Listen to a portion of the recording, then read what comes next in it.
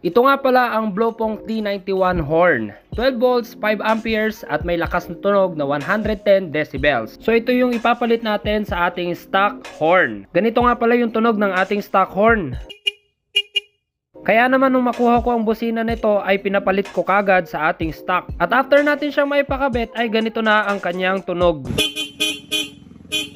Kaya naman sa mga naka big bikes dyan, pero pang small bike ang busina, ay nako, palitan nyo na yan. Ang presyo nga pala ng busina na to ay 628. Dalawa na yung kanyang disc at meron na rin siyang kasamang relay. So ayan, maganda na ang ating busina at hindi na tunog small bikes. Maraming salamat nga pala sa Blowpong.